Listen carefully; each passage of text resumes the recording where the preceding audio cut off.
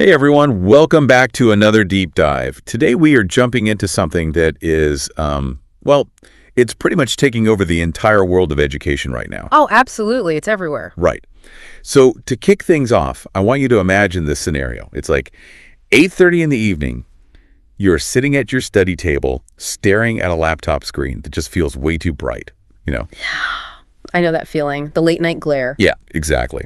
And you've got this dense mathematics worksheet that you have barely even looked at, a science assignment that is due tomorrow morning, and a history project that is literally just a blank document with your name at the top. Just staring back at you, mocking you. Right. You are completely exhausted. The tank is just empty. But then you remember you aren't actually alone.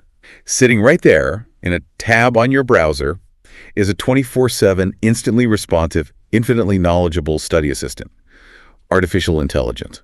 And man, it is the ultimate temptation in that moment of panic, isn't it? Yeah. I mean, just a few keystrokes and boom, the screen fills with perfectly formatted answers, complete essays, solved equations. Feels exactly like magic. It really does. It feels like a magic bullet when you're stressed. But, and this is the massive kind of counterintuitive mystery we're going to kick off today's deep dive with, recent observations of classroom data are showing something really weird. Students who lean the absolute heaviest on AI to help with their homework, they're actually starting to score significantly lower on their final in-class exams. Which just sounds so backward. Totally backward. Why? I mean, if you have access to the ultimate personalized tutor, why are your actual grades dropping when it comes test time? Well, so that paradox is exactly what we need to unpack today. Because the technology itself, AI, is completely neutral. It doesn't inherently make you smarter, and it doesn't inherently make you lazier. Right. It's just a tool. Exactly. What we are seeing is a massive divide in methodology. AI is basically a mirror reflecting how we choose to approach the friction of learning itself. I love that phrase, the friction of learning. And whether you are a student right now navigating this minefield, or maybe a parent watching your kids try to figure it out, or honestly just a lifelong learner trying to keep your own skills sharp, understanding how to interact with this technology is absolutely crucial for the future. It really is. It's a fundamental skill now. So let's look at the core of this divide. There is this brilliant comparison from the source material, kind of a tale of two students, that perfectly captures the stakes here. It really boils down to the difference between using AI to do the work versus using AI to understand the work. Yeah, and those involve two fundamentally different cognitive processes. So let's look at the first approach. We'll call the student using this method RIA. Okay, RIA. Right, so RIA is in that exact 8:30 p.m. panic state you just described. She looks at the mountain of work, opens her AI tool, and types in a prompt to just, generate the complete answers. Just do my homework for me. Pretty much. And the AI spits out the science paragraph. It solves the math equations step by step. It writes the entire history introduction. RIA just copies it, pastes it, submits it, and goes to sleep. Which, I mean, we've all been tempted to do. And the kicker here is that she actually gets good marks on the assignment. On paper, it looks like a total productivity success story. Right. On paper, yes, it looks flawless. But the real-world collision is totally inevitable. Because a few days later, RIA is sitting in class, and the teacher is leading a discussion on that exact same science topic. Oh, I see where this is going. Yeah. The teacher asks RIA a very simple foundational question about the material she supposedly wrote. And RIA just freezes, complete silence. Oh man, there's the worst feeling. Just that deer in the headlights moment. Because she completed the task, sure, but the transaction was entirely between the teacher's prompt and the AI's database. Yeah. RIA was just the copy-paste middleman. Exactly. She gained zero knowledge. She completely bypassed the actual mechanism of memory consolidation. Memory consolidation. Can you explain that a bit? Sure. Basically, for the brain to retain information, it requires cognitive friction. It needs the effort of retrieving, organizing, and synthesizing facts. You have to struggle a little bit. Now, contrast that with a second student. Let's call him Arav. Okay, so Arav takes a different route. Right. Arav is also using AI, but his prompts are completely different. He is not asking for the final product at all. He's typing things like, explain this chapter in simple words, or give me real-life examples of this historical event. Oh, I see. Or maybe something like, create 5 practice questions so I can test my knowledge before the exam. Yes. Or even better, help me understand where I made a mistake in this math problem. Like he actually inputs his own wrong answer and asks the AI to act as a diagnostic tool. Wow, that is smart. It's incredibly smart. Harav is using AI as a teacher and a learning partner. He is not outsourcing his thinking. He is augmenting it. Okay, let's frame this with an analogy to make the distinction crystal clear for everyone listening, because I think this is huge. What Rhea is doing, it's essentially like taking a helicopter to the top of a mountain, stepping out, taking a selfie, and claiming she climbed it. That is a perfect way to put it. Right. Like, sure, she is standing at the summit, she got the grade, but her muscles didn't do any work at all. She built zero endurance. So if she is dropped halfway down the mountain later, say during an in-class exam, she has absolutely no idea how to navigate her way back up. Because the struggle of the climb is what actually builds the muscle. You can't fake the muscle. Exactly. Whereas Arav, he is still climbing the mountain himself. He is walking every single step, but he is using AI as a Sherpa. A Sherpa, yes. Yeah, Sherpa's carrying some of the heavy, unnecessary baggage, pointing out the most efficient route, maybe warning him about some slippery rocks. Arva still has to sweat. He still has to exert the energy, but the journey is vastly more educational because of that guidance. And that gets right to the core of why Arav's method is the true path to academic mastery. AI does not replace human thinking, it supports it. If your intent is to avoid the work entirely, well, it becomes a devastating crutch. A crutch that will eventually break. Exactly. But if your intent is mastery, we need to look at what AI is actually capable of when it's used correctly as this personalized study Sherpa.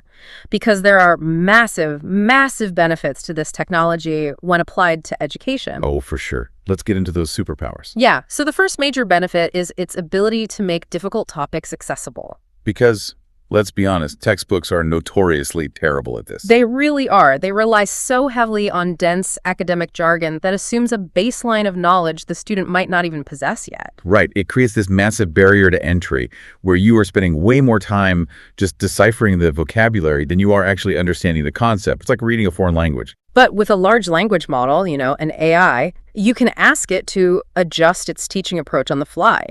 You can ask the AI, explain gravity like I am 10 years old. I use that prompt all the time, It's honestly. the best. And instead of giving you some dense formula involving mass and the gravitational constant, it translates it conceptually. It'll say something like, gravity is like an invisible force pulling everything to Earth, which is why a ball falls down when you drop it. It strips away all the intimidating vocabulary and gives you that conceptual hook first. Exactly. And once you have that basic hook, you can build the more complex academic language on top of it later. Another major benefit is personalized learning. Which is huge because the traditional classroom model is, one teacher, 30 students, and one single pace. Right, but everyone absorbs information differently. And this is where AI just absolutely excels. If you are a student who needs step-by-step logical breakdowns, the AI provides that structure. And if you learn better through narrative, like me, and you need story-based examples to understand something dry like macroeconomics, You can literally ask the AI to generate a story about a lemonade stand to explain supply and demand. It caters specifically to your associative learning frameworks. it's essentially the holy grail of education. Right. Infinitely patient, customized tutoring, and it also acts as this dedicated writing coach. Oh, the communication aspect is huge. Yeah, you could write a rough draft of an essay and ask the AI to point out grammar mistakes, suggest better transitions between paragraphs, or just elevate the vocabulary. It acts as an incredible tool to refine communication. Okay, wait. I am going to push back hard on this point, though. Oh, okay, let's hear it. Because this is where the water gets incredibly murky for me. If I am using AI to summarize a 50-page reading assignment, and then I am having it fix my sentence structures and organize my essay transitions, at what point does it cross the line from helpful coach to doing the thinking for me? That is the million-dollar question. Right, because structuring an argument and summarizing complex information are the exact cognitive skills that school is supposed to teach us.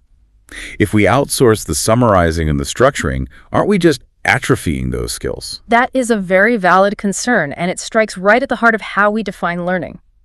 To answer that, we have to look at the mechanics of cognitive load theory. Cognitive load theory. Okay, lay it on me. So the human brain only has a very limited amount of working memory at any given time. Think of it kind of like RAM in a computer. We can really only hold on to about 3 or 4 distinct chunks of new information simultaneously. Wow, that's it, just 3 or 4. So if I'm reading a dense history text, my RAM is filling up pretty fast. Very rapidly. Now, cognitive load is divided into two types. First, you have extraneous load, which is the mental effort required to just decode confusing formatting, look up vocabulary words, or figure out grammar rules. Okay, the busy work for your brain. Right. And then you have germane load, which is the actual mental effort of synthesizing the ideas and building mental models, the deep learning. Got it. So if a student spends 80% of their working memory just trying to decode complex syntax in a textbook, they only have 20% left for the actual deep comprehension of the subject matter. I hear you on the working memory limits, but isn't part of the academic discipline just building up a tolerance for that extraneous load?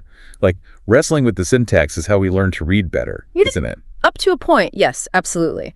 But if the primary goal of the assignment is to understand, say, the economic causes of World War I, spending 3 hours organizing notes and fixing dangling modifiers is actively detracting from that core learning objective. I see what you mean. The goal of using AI effectively is to offload the administrative hurdles. Let it summarize the chaotic notes to give you a roadmap. Let it fix the grammar. This frees up your working memory entirely so you can focus on the heavy lifting, comprehending the concepts, making novel connections, and forming original arguments. You still have to do the intellectual synthesis. Okay, so it's the difference between asking AI, write my essay about World War I, versus saying, here is my original thesis about the economic causes, and here are my rough bullet points. Can you help me organize these so the transition between my arguments makes sense? Exactly. You provided the substance, the critical thought. The AI just polished the delivery format. Which brings us right to the edge of the danger zone. Because that fine line between offloading the extraneous load and outsourcing the actual thinking, that is where the illusion of competence lives. Yes, the illusion of competence. It's a trap. What mechanically happens to us when we trust the machine too much and we just skip the synthesis entirely? Well, when you constantly bypass the friction of being stuck, you degrade your problem-solving endurance. Let's look at another analogy. Using AI properly is like having a spotter at the gym. Okay, I like this. When you are bench pressing and you get stuck on the last hardest work, the spotter puts 2 fingers under the bar and applies just enough upward pressure to help you push through, but you are still lifting the weight. Right, but if you just lie on the bench and watch the spotter lift the entire barbell, your muscles are going to atrophy. Exactly. Your brain needs resistance training. If you use AI to bypass every minor point of confusion instead of sitting with the frustration for 10 minutes, your critical thinking skills begin to waste away. You are no longer capable of independent problem solving. And beyond just the loss of your own skills, we really have to talk about the massive mechanical flaw in the technology itself, which is hallucinations. Oh, yes. This is critical. Because we treat AI like it is this omniscient database of facts. But it isn't, right? It is fundamentally a predictive text engine. Yes, and this is a crucial mechanical distinction that a lot of people miss. Large language models do not know facts in the way a traditional database does. They do not cross-reference against a ledger of truth. They don't have a giant encyclopedia in their code. Right. They work by predicting the statistically most likely next word in a sequence based on the vast amount of text they were trained on. It is essentially autocorrect on an incredibly massive scale. Okay, so it calculates the statistical proximity of words.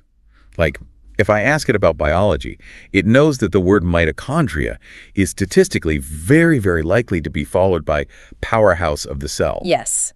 And because it is prioritizing the plausibility of how words sound together rather than factual accuracy, its guesses can sometimes be completely confidently wrong. Which is terrifying. It can invent historical dates out of thin air, provide completely fabricated citations for books that do not even exist, or just completely misunderstand the nuanced context of a physics question. It can generate incredibly convincing, eloquent, but totally inaccurate answers. It's like trusting an AI blindly is like blindly following a GPS that confidently tells you to turn right and drive straight into a lake. That is exactly what it's like. The voice is authoritative, the map looks official, but at a certain point you still need to look out the windshield. The GPS gives you the route, but you are still the driver. If the screen says road, but your eyes say lake, you need the critical thinking capacity to hit the brakes. Exactly. In a world completely saturated with AI-generated content, critical thinking is no longer just a nice academic trait. It is an absolute survival skill. The ability to look at an AI output, question its premise, verify its facts against a textbook, and spot the hallucination, that is the most vital skill a modern student can develop. Okay, so If we know about the lake and we know that we need to maintain our cognitive muscle, how do we systematically avoid these traps? How do we ensure we stay in the driver's seat every single time? Well, luckily, there is a highly practical framework to manage this called the LEARN method. LEARN. Oh, I love an acronym. It's great. It is a step-by-step playbook for keeping the human in the loop. We can break this down using a real-world example because understanding the theory is one thing, but actually applying it is another. Absolutely. Let's run a scenario. Suppose you have a major history paper due on the French Revolution. Okay, perfect. So, step 1, the L stands for learn the concept first. This means your very first step is not opening the AI tool. Wait, really? Not even for a summary? Nope. You start in the real world. You read the textbook chapter, you attend the lecture, you take handwritten notes. You must establish a baseline understanding in your own mind first. Okay, and this goes back to what we just discussed about hallucinations. If you don't build that baseline foundation yourself, you have no way of knowing if the AI is feeding you a fabricated fact later on. You have to know enough to look out the windshield. Exactly. You have to have that radar. Once you have that foundation, you move to E. Explore with AI. You open the tool, but you don't ask it to write the paper. You ask it to help you explore the edges of what you just learned. Right, to fill in the gaps. Yeah, you might prompt it. I understand the political causes of the French Revolution, but I'm confused about the economic factors. Can you explain the bread shortages in a conversational tone? You are using it to fill those specific gaps in your understanding? So you are gathering the raw materials, which sets you up for the next step, which is honestly the most difficult but most important step. A, attempt your work yourself. And this is completely non-negotiable. Right. Before you ask the AI for any structural help, you have to try writing the thesis and drafting the paragraphs using your own brain. You have to stare at the blank page. You have to experience that terrible friction of trying to turn your thoughts into coherent sentences. This is where the actual neural connections are strengthened. It's like the writer's block phase. Yes. Even if the draft is messy, even if the arguments are a bit disjointed, the cognitive heavy lifting must be done by you. You have to sweat under the barbell. Then, after you have a completed rough draft, you move to our review with AI. Now you feed your attempt into the system. You paste your essay and prompt the AI. Acting as a tough but fair history professor, review my draft, point out where my arguments lack evidence, highlight any confusing sentences, and suggest areas for improvement. So you're using it as a diagnostic red pen. It isn't generating the ideas, it is critiquing the execution of your ideas. It might tell you that paragraph 3 contradicts paragraph 1, or that your transition is just really weak. Exactly. And finally, N. Never copy blindly. Never copy blindly. No matter what brilliant suggestions the AI makes during that review phase, you do not just hit accept all. You review every single critique. You verify the information. You rewrite the weak paragraph yourself based on the feedback. You ensure that you truly understand the correction before you apply it to the final submission. Yes. Learn, explore, attempt, review. Never copy blindly. You know, looking at that framework in action, it is fascinating how the labor is actually divided. AI is heavily utilized in the explore and review phases. It's the research assistant and the editor. But the beginning, acquiring the baseline knowledge, and the core middle, the actual attempting and synthesis, are purely human endeavors. And that division of labor is the blueprint for the future of all knowledge work, really. The most successful students of tomorrow, the ones who will thrive in a corporate and academic landscape that we can barely even predict right now. They won't be the ones who let the machine do the heavy lifting. They'll be the ones who know how to direct the machine. Right. They will be the individuals who possess intense human curiosity, a robust work ethic, and razor-sharp critical thinking, and who then use AI to supercharge those innate human qualities. It is entirely about synergy, not substitution. Which brings us to a really elegant philosophy for how we should view technology in the learning environment. It is super helpful to compare AI to a calculator for the mind. Oh, I love this analogy. Think back to when scientific calculators first became widely accessible in classrooms. Oh man, teachers were terrified. There was immense panic among educators that students would entirely forget how to do mathematics, but a calculator merely solves the arithmetic at a faster speed. You, the human operator, still have to fundamentally understand mathematical principles to use it. Right. You have to know which formula applies to the real-world problem, what variables to input, and what the final output actually signifies. If you don't understand the underlying math, a calculator is just a useless piece of plastic with buttons on it. Exactly. You can punch numbers into the keypad all day, but if you don't know why you are multiplying instead of dividing to find the area of a room, you are just generating incorrect answers faster than ever before. Faster mistakes. Right. In the exact same way, AI makes the mechanical act of studying, of processing massive amounts of text, organizing notes, and checking grammar incredibly fast and frictionless. But real, durable learning. Real learning still only happens when you ask the probing questions. It happens when you sit quietly and think deeply about the contradictions in the text. It happens when you make mistakes on your own and experience that sudden, visceral aha moment of discovering the right answer through your own effort. AI can process the data, but only the human mind can experience the realization. AI can hand you organized information on a silver platter, but it cannot hand you wisdom. Wisdom must be earned through friction. Beautifully said. And that leads us to a final, really provocative thought to leave you with today. It is a question to mull over the very next time you find yourself sitting at that desk, staring at a blinking cursor in an AI chat box. Ask yourself, am I using AI to escape learning, or am I using AI to become a better learner? That's the real test. It fundamentally comes down to integrity and self-awareness. Are you hiding from the resistance, or are you using the spotter so you can lift a heavier weight? The future belongs entirely to the students who use the tool wisely to build their own capacity rather than diminishing it. Absolutely. So let's go back to where we started. It is 8:30 p.m. You are exhausted. The math, the science, the history, it is all waiting for you. You have a choice to make. You can ask for the helicopter ride and skip the journey, knowing you will freeze when it matters most. Or you can ask your Sherpa to help you pack your bags, point out the path, and get to work on the climb. The AI can give you the answers in 3 seconds flat. Yeah. But your curiosity, your critical thinking, and your willingness to actually do the hard work. That is what makes you truly intelligent. Keep climbing, stay curious, and we will catch you on the next deep dive. Goodbye, everyone.